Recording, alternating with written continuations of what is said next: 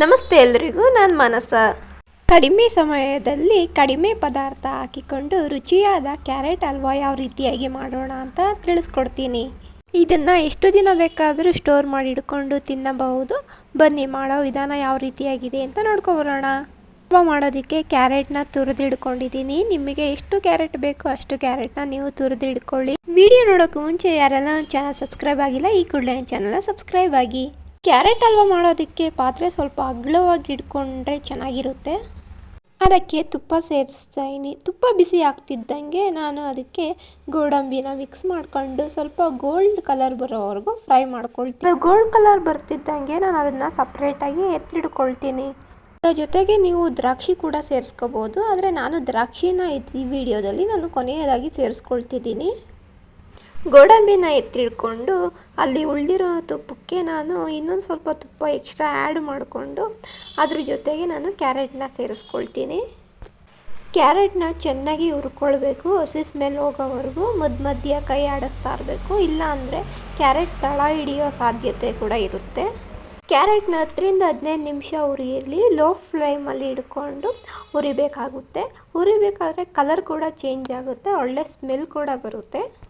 ಕ್ಯಾರೆಟಲ್ಲಿ ನಮಗೆ ಪೂರ್ತಿ ಹಸಿ ಸ್ಮೆಲ್ ಕಡಿಮೆ ಆಗಬೇಕು. ಅಲ್ಲಿರೋ ತುಪ್ಪದಲ್ಲೇ ನಾವು ಕ್ಯಾರೆಟ್ನ ಹುರ್ಕೊಂಡ್ರೆ ಸಾಕು. ಉರಿನ ಮೀಡಿಯಮ್ ಟು ಲೋ ಫ್ಲೇಮಲ್ಲೇ ಇರಲಿ, ಜಾಸ್ತಿ ಹೈ ಫ್ಲೇಮಲ್ಲಿ ಇರೋದು ಬೇಡ. ಇಲ್ಲಿ ನೋಡಿ, ಕ್ಯಾರೆಟ್ ಕಲರ್ ಕೂಡ ಚೇಂಜ್ ಆಗಿದೆ, ಹಂಗೆ ಹಸಿ ಸ್ಮೆಲ್ ಕೂಡ ಹೋಗಿದೆ. ಇವಾಗ ನೋಡಿ, ನಾನು ಇದಕ್ಕೆ ಹಾಲು ಸೇರಿಸ್ತೀನಿ. ನೀವು ಕೂಡ ಕಲರೆಲ್ಲ ಚೇಂಜ್ ಆದಮೇಲೆ, ಹಸಿ ಸ್ಮೆಲ್ ಹೋದ್ಮೇಲೆ ನೀವು ಕೂಡ ಹಾಲು ಸೇರಿಸ್ಕೋಬೇಕು. ಎಷ್ಟಾಗುತ್ತೆ ನಿಮ್ಮ ಅಳತೆಗೆ ನೋಡಿಕೊಂಡು ಹಾಲನ್ನ ಸೇರಿಸ್ಕೊಳ್ಳಿ. ಈಗ ಉದಾಹರಣೆಗೆ 1 kg ಕ್ಯಾರೆಟ್ಗೆ ಅರ್ಧ ಲೀಟ್ರು ಹಾಲು ಕೂಡ ಸೇರಿಸ್ಕೋಬೋದು.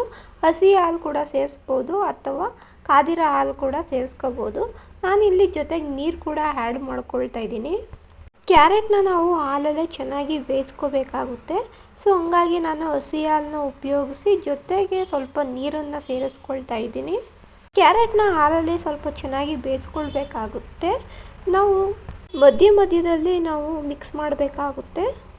ಮೇನ್ ಕ್ಯಾರೆಟ್ ಹಲ್ವಾ ಮಾಡಬೇಕು ಅಂತಂದರೆ ಹಾಲು ಇರಲೇಬೇಕು. ಹಾಲಿದ್ರೇ ಕ್ಯಾರೆಟ್ ಹಾಲು ಜೊತೆಗೆ ಬೇಯೋಕ್ಕೆ ಆಗೋದು. ಇಲ್ಲಿ ಕೆಳಗಡೆ ಹಾಲು ಏನಿದೆ ಅದು ಪೂರ್ತಿಯಾಗಿ ಡ್ರೈ ಆಗಬೇಕು. ನಾವು ಮಧ್ಯ ಬೇಯಿಸ್ಕೊಳ್ತಾ ಇರಬೇಕು, ಇಲ್ಲಾಂದರೆ ತಳ ಹಿಡಿದ್ಬಿಡುತ್ತೆ. ನೋಡಿ, ಆಗಲೇ 90% ಬೆಂದೋಗಿದೆ. ಇಷ್ಟು ಬೆಂದಿದ್ರೆ ಸಾಕು. ನಾನು ಇದಕ್ಕೆ ಒಂದು ಸ್ವಲ್ಪ ಸಕ್ಕರೆ ಆ್ಯಡ್ ಮಾಡ್ಕೊಳ್ತೀನಿ. ಸಕ್ಕರೆ ಹಾಕಿದ ಮೇಲೆ ಕೂಡ ನಾವು ಒಂದು 2-3 ನಿಮಿಷ ಬೇಯಿಸ್ಕೊಳ್ಬೇಕಾಗುತ್ತೆ. ಇದನ್ನು ಸಕ್ಕರೆ ಹಾಕಿದ್ಮೇಲೆ ಅದು ನೀರು ಬಿಡ್ಕೊಳ್ಳೋ ಸಾಧ್ಯತೆ ಕೂಡ ಇರುತ್ತೆ. ಸಕ್ಕರೆ ಇಷ್ಟೇ ಹಾಕಬೇಕು ಅಷ್ಟೇ ಹಾಕಬೇಕು ಅಂತ ಏನಿಲ್ಲ. ನಿಮಗೆ ಸ್ವೀಟ್ ಎಷ್ಟು ಬೇಕೋ ಅಷ್ಟು ನೋಡಿಕೊಂಡು ನೀವು ಸಕ್ಕರೆ ಹಾಕ್ಕೊಳ್ಬೋದು.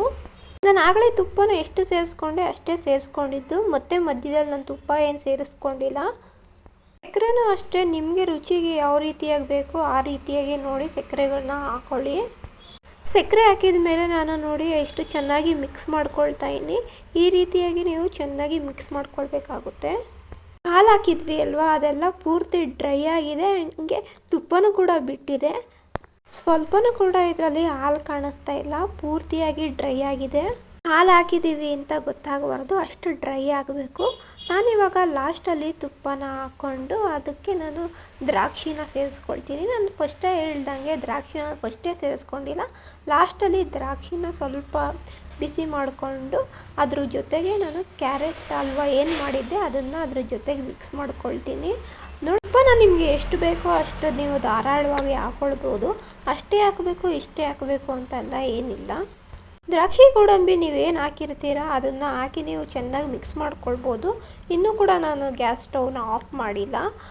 ಹೀಗೆ ಯಾವ ಡ್ರೈ ಫ್ರೂಟ್ಸ್ ಬೇಕೋ ಆ ಡ್ರೈ ಫ್ರೂಟ್ಸ್ ಎಲ್ಲ ಹಾಕ್ಬೋದು. ಅದೇ ಹಾಕಬೇಕು ಇದೇ ಹಾಕಬೇಕು ಅಂತೆಲ್ಲ ಏನಿಲ್ಲ. ನಿಮಗೆ ಯಾವ ಡ್ರೈ ಫ್ರೂಟ್ಸ್ ಇಷ್ಟ ಆಗುತ್ತೆ ಆ ಡ್ರೈ ಫ್ರೂಟ್ಸ್ನ ಯೂಸ್ ಮಾಡ್ಕೊಳ್ಳಿ. ನಾನಿಲ್ಲಿ ಬರೀ ದ್ರಾಕ್ಷಿ ಮತ್ತು ಗೋಡಂಬಿ ಮಾತ್ರ ತೊಗೊಂಡಿದ್ದೀನಿ.